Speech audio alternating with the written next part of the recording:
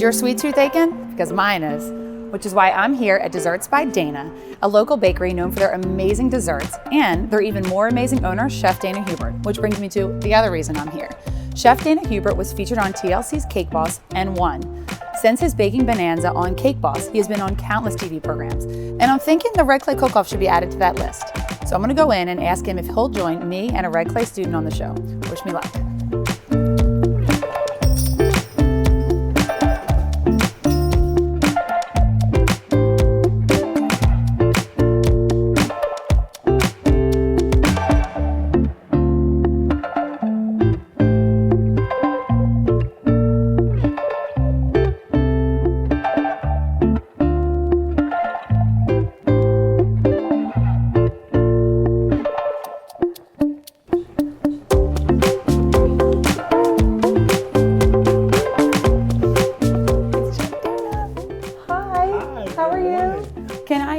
Can I sit for a few minutes?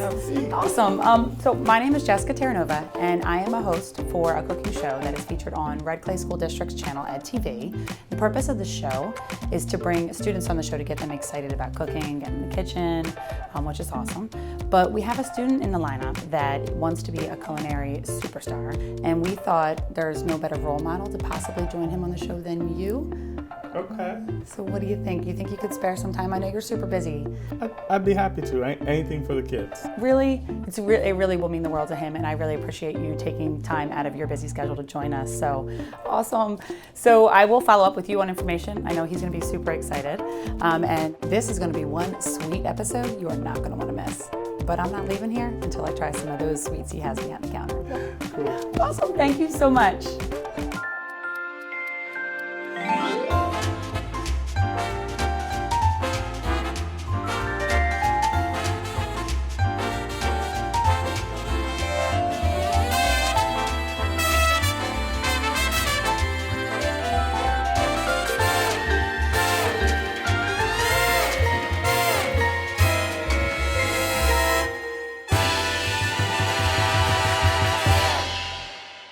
Welcome to this episode of the Red Clay Cook-Off, where today's episode is all about sharing new recipes with new friends. My first friend, Shakieyr, when we met originally to talk about bringing him onto the show, he was a student at Warner Elementary, where I learned all about why he uses his culinary skills, how he uses his culinary skills to build new friendships with new friends in his school. And I brought him on the show so he can share that experience with us as his new friend. So Shakieyr, why don't you come on out and join me? Hey buddy, how are you? So good to have you here. So I was just telling everybody about how you use your culinary skills, your expertise, to actually form a lot of new friendships, and that's like how you connect with people through food.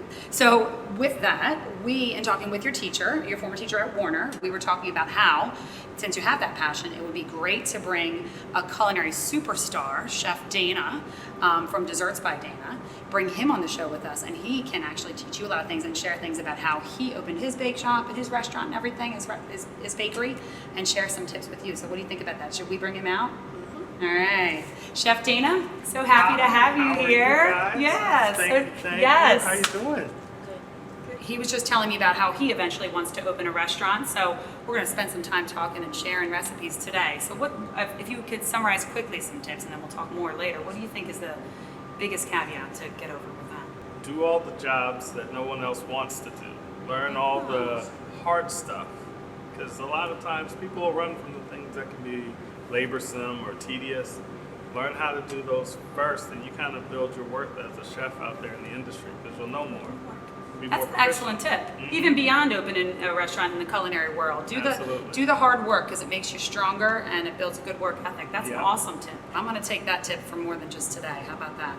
All right. So, Chef, what recipe did you decide you wanted to share with Shakieyr today? Well, I'm going to do chicken Marsala. I love chicken Marsala. All right. I know everybody looks at me and thinks of me as the baker, but I'm really trained on both sides, culinary and pastry. Cool. So I'm going to do chicken Marsala today. That's awesome. And I'll leave the dessert to you. How about that? There you go. And what dessert are you going to share today? A fruit pizza. Fruit pizza. Yeah. Well, I'm excited to make that. We're going to start with the chicken marsala because in the world of eating, you probably should have dinner before dessert, although I think some people break that rule, right? So let's quickly talk about the ingredients we have for the chicken marsala. This is what chicken breast would typically look like when you buy it from the store, obviously after it's trimmed. So it's thicker. And when you make it, fillet it in half, because it's usually in these types of dishes, it's better to work with like the thinner chicken. Correct.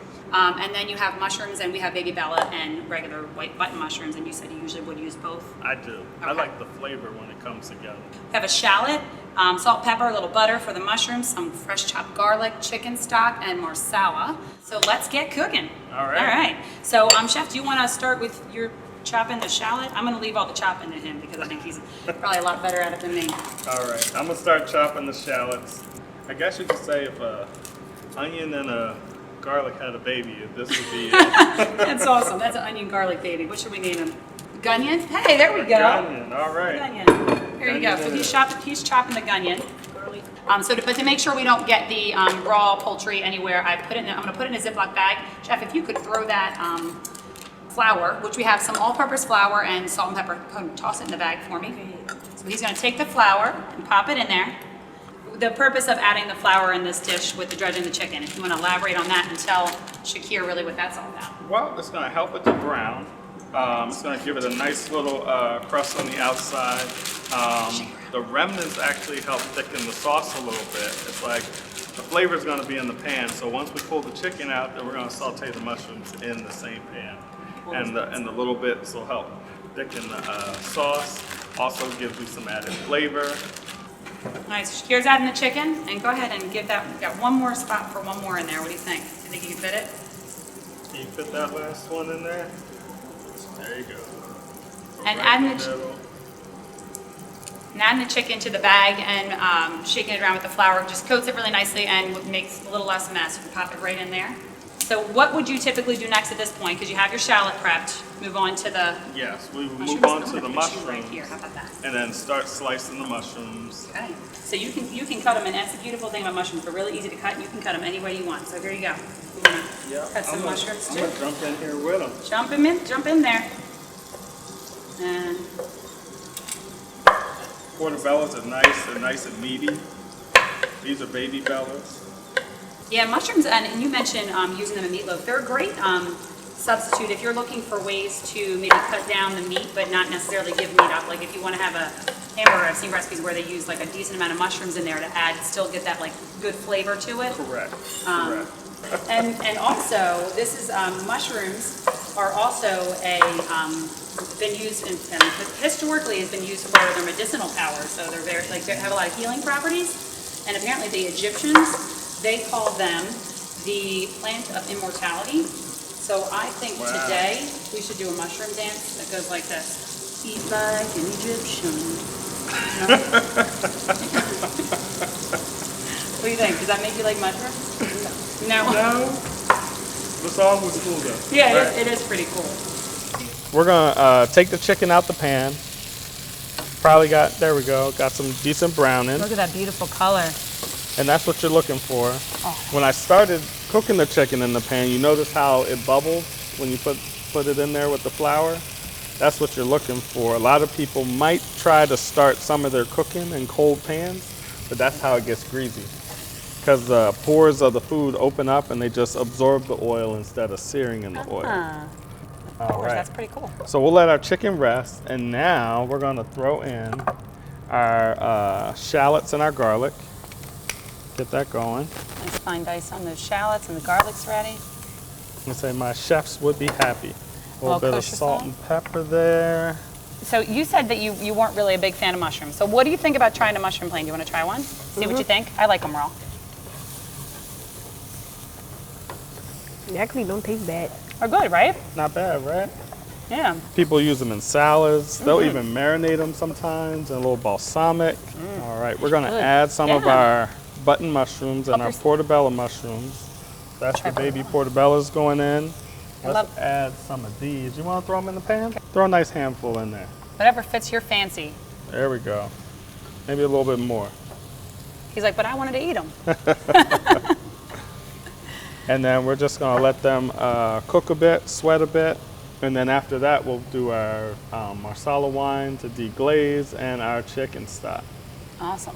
While those mushrooms are cooking down, let's move on to the herbs. Now, Chef, tell me a little bit about your preference when it comes to herbs. What do you... Well, I do love thyme. So whether it's chicken, whether it's turkey, it just works. It works great. I agree. So I love thyme. I like the parsley, depending on what type of cuisine I'm making. So what I'm going to do, I'm going to show you, when you pull thyme, you're just going to grab the stem and just pull it right off, and then the leaves just come off like that. So go ahead and try that, but then after you do it, smell the fragrance on your fingers. It just smells so good. I love the smell of fresh herbs. Yeah. Something about basil screams summer. All herbs scream summer. What do you think? To me, they Can you smell do the like rest? mint. They do kind of have like a little bit of a minty smell to it. So I'm going to have you, Chef, how much time do you think you would like? How much time do you have? I don't know why. I just always think time, not time. Give me a couple sprigs. Sprigs. So our mushrooms are looking pretty good. We're just about ready to deglaze. Yep. All right. So let's come in with 3/4 of a cup of Marsala. Does that sound good, Chef? That sounds great. So you're going to go 3/4 right there.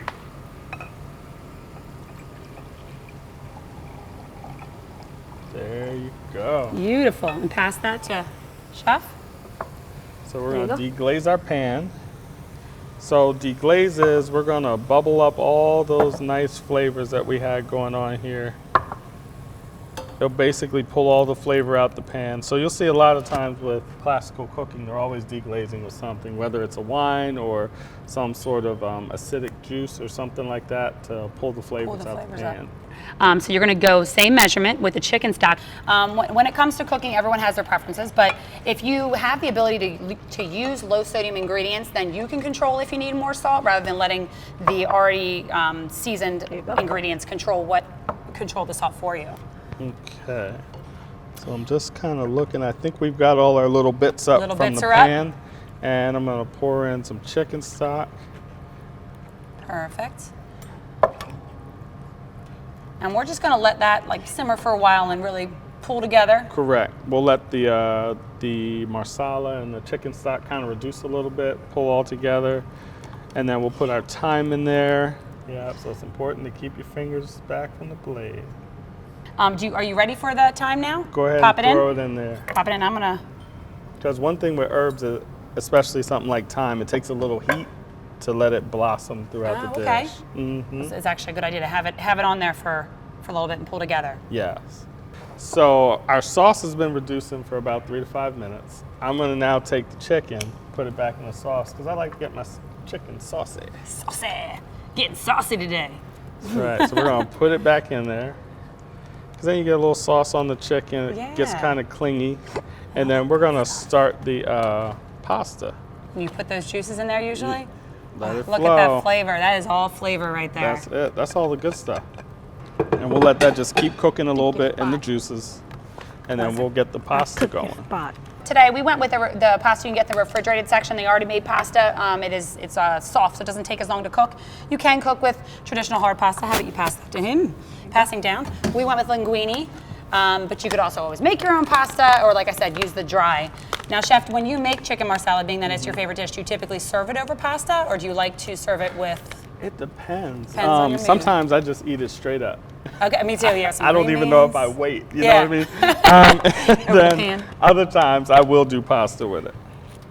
So putting that pasta in there. Yeah, loosen it up a little bit. The good thing about the refrigerated pasta, it doesn't take a long time to cook. It's only about 2 minutes. So yeah, it's quick. Yeah, real quick. Kind of soften it up.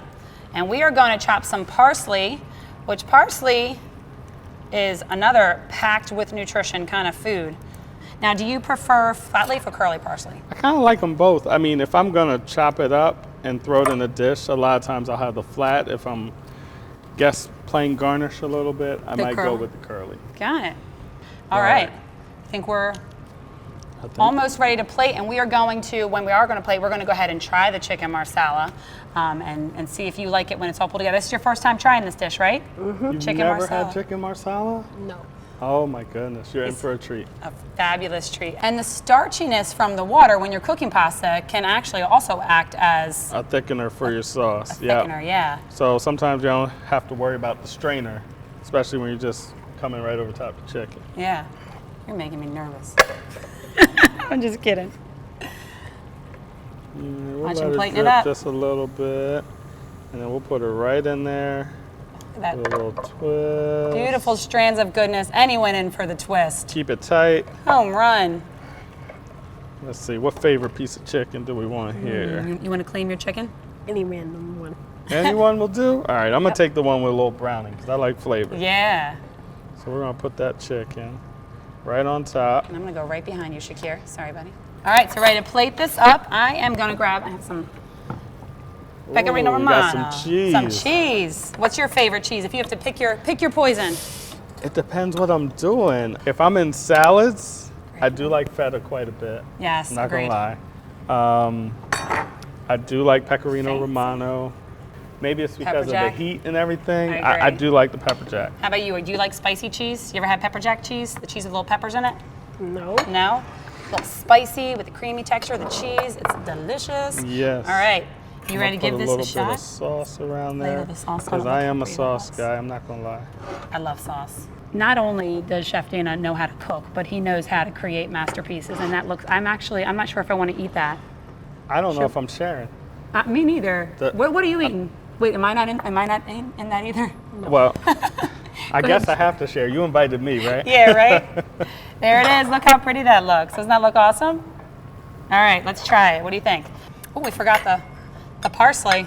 I was so mesmerized by your pasta twirling. Check it out. This is for her and that's for me. Oh, that really is for you? So this is all we get? No. Well, for me, oh wait a minute, you don't have I any got a little pasta. And you held back all the mushrooms. I'm sorry. No. Party foul on the Party chef. foul. There we There go. we go. Let's try this out. Ready? Let's take a little bit of pasta, a little bit of mushroom. What's the thing? I like it. You like it? See? Not bad. And it has mushrooms in it, right? Oh, really good. It goes good with the pasta. Awesome. This is amazing. I'm so honored that he's here right now. We're going to take a quick break, continue eating, and then we're going to come back, and Shakieyr is going to share with us his fruit pizza recipe. So stay tuned. We're going to learn a little bit more about the nutritional properties of mushrooms, if I didn't elaborate enough. Time to eat more. So good.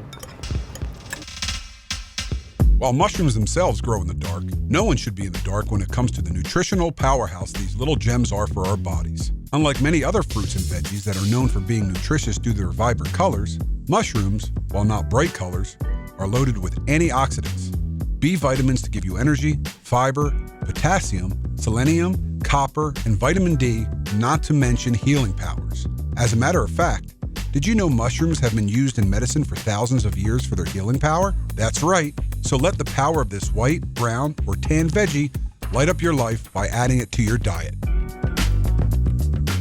Welcome back. We hope you did learn a lot about mushrooms, and just like Shakieyr has become a mushroom lover after today, I hope you have as well. So do you want to walk us through? We're going to start with the sugar cookie crust. So Chef Dana, being that he has this elaborate bake shop, is going to walk you through most of this, and I'm just going to sit and watch.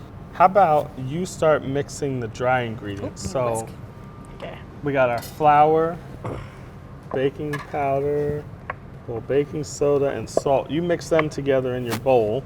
Okay. Pop it right in here. And then I'm gonna start Oh, here, creaming Go for it.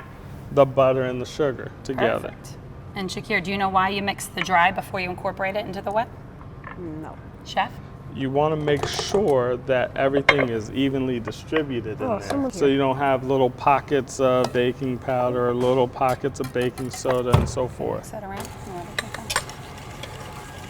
Creaming also helps aerate some of the recipes. So Yeah. that's why you mix the butter and sugar together. So see what he's doing right now? That when you mix the butter and sugar at the first step of any baking recipe, it's called creaming. So go ahead and take a look at that pulling together in there. See it coming together? And depending on how much leavening you want would determine how long you let it cream for. So something like a cake. Right, we're gonna let it go longer, and it'll actually get pretty white if you let it go for a long time. So if you're making something like a pound cake, the creaming method, you let it go a while. Okay. So how about while he's finishing that, how about you cracking this? Are you comfortable cracking an egg? Mm-hmm. Perfect. And I like to crack my eggs in a separate bowl first because nobody likes eggshells in their dish, right? And just give that a whisk. So he's gonna quickly whisk the egg. And eggs are important in baking for... Yep.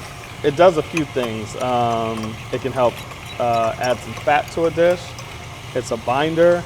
It helps with moisture. So it can be, eggs a funny little animal throwing it into a dish. It can do a bunch of different things at the same time. Yeah. All right, so we're going to put our egg into our creaming butter and sugar. Now it's important that you don't put it in too fast, because then it kind of gets like a scramble, like it's separated in a sense. I'm gonna stop the mixer. Biggest mistake in baking is nobody wants to scrape the mixer. You have to get in there and do a little work, do a little elbow grease. Now they do make some paddles nowadays that have this rubber blade on the cap, side. yes. Yeah, that They'll helps do a good little job. bit. Now, if you don't have a mixer at home, this is an elaborate machine. If you don't have this, you could use a hand mixer. It is, I think it's old school. Yeah. Yep. Now we're just gonna drizzle in our vanilla, and then we're gonna add our dry in there. Cake. I'll hold it. You scrape it out. There you go.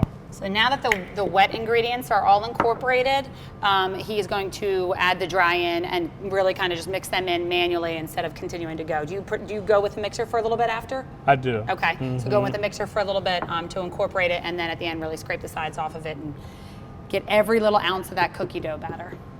All right. And we do have what we got a rimmed pie crust pan. And it's already prepped. We have some parchment paper and we spray that, so it's ready for the cookie dough. So Chef, tell me a little bit, because I'm sure Shakieyr would like to know too, what inspired you to get into that line of business, to be a culinary artiste? I really didn't know I was going to fall into that. Sounds crazy, but when I was in culinary school, I was on the savory side at first. And all the things that my savory chefs told me I couldn't do, I looked to the right in the other classroom, and they're doing like every single one of them. I stayed and I did dual degrees. I guess it was the art, you know? The artistic piece. You're amazing. I've seen pictures, we all saw pictures, and you build buildings out of cake. Yeah, buildings, cars, all kinds of stuff. Well, I don't think I'd be able to cut it. So he's going in with the cookie dough. I'm gonna smush that right out to the edges. You can get in there if you want. You want to get in there with your hands? Go ahead. So smush it on down. And the rimmed pizza pan works really nice for this because it forms a nice circle, because you can just press it right to the edges, and it'll make it beautiful. If you don't have a Chef Dana in your kitchen to make a masterpiece, you got to let your tools do some of the work for you sometimes. So this is nice for this pizza. And our oven is preheated to 350, and we're going to pop the pizza crust in there, which I love how this is referred to as a pizza, but it really is a dessert. So pizza is an amazing creation in general. So if it was overly sticky, we just go saran wrap. Okay. All right, you're good to go, buddy. Pop it in the oven for me. Oven's preheated at 350, so we're going to go ahead and pop her in and let this bake for about 12 minutes. I can't wait. I know, it's going to smell so good. When we come back, we are going to make the sauce for the pizza, and we're also going to cut the fruit, which Shakieyr is going to turn into a beautiful masterpiece himself. So stay tuned, we'll be right back. All right. It's time for the Red Clay Nutrition Trivia Challenge. Here's your question. You can eat the skin of a kiwi fruit. True or false? If you answer true, then you are correct. Customarily, most people eat just the inside of the green or golden flesh of a kiwi fruit. The skin is also edible. While the outside has a thin, hairy-like appearance that may make you think it is not edible, it is in fact safe to eat. So if you're feeling up for a change next time you eat kiwi, give the fibrous skin of the fruit a try.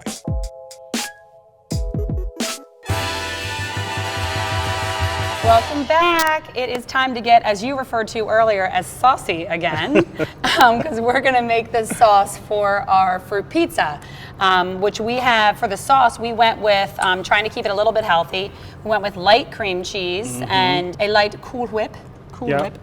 So you can do that, or what's that, Nougatel? Yes, absolutely. And Shakieyr, when you picked out this recipe, why did you pick fruit pizza? I picked it because people don't like eating healthy stuff before they eat junk. So I was figuring they could eat junk and healthy stuff at the same time. So the sugar cookie is the junk, and the strawberries and other fruits are the healthy stuff. So I was figuring I could put all of those together so they could have both. Awesome. Trying Okay. to balance it out a little bit. Yeah.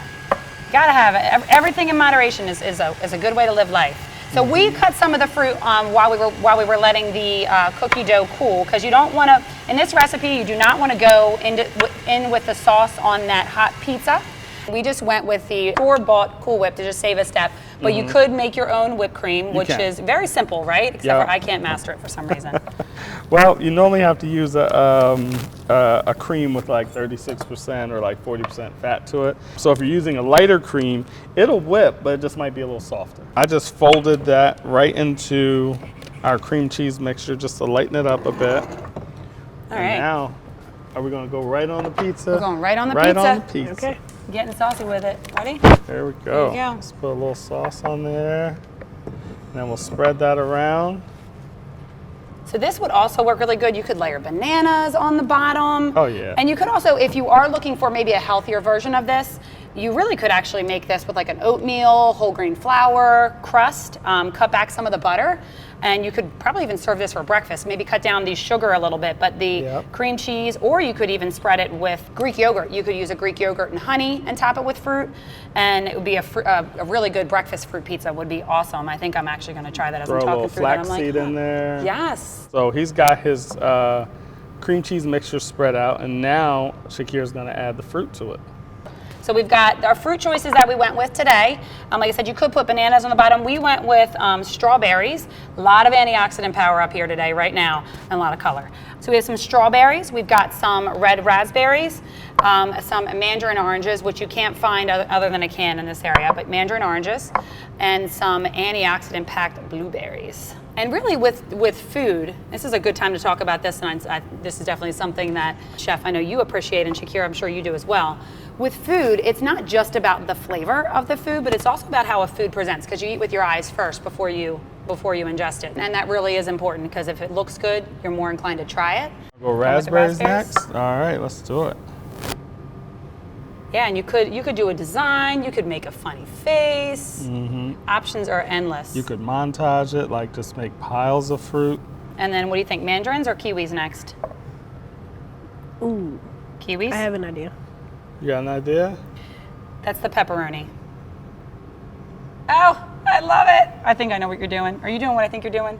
Don't worry. You're making a smiley face, aren't happy. you? Oh, don't worry, be happy now. I love it.